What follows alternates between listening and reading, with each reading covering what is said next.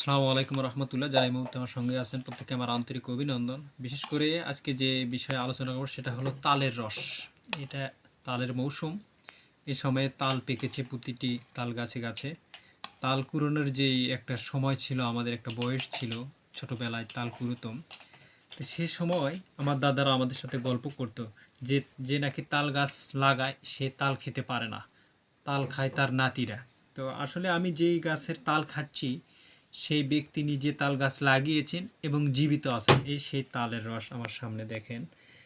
আর তালের রস বিভিন্নভাবে খাওয়া যায়। তালের পিঠা খাওয়া যায়, রস খাওয়া যায়।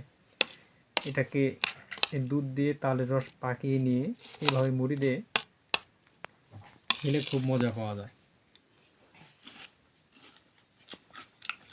এই তালটা অনেক সুস্বাদু, টাটকা একেবারে।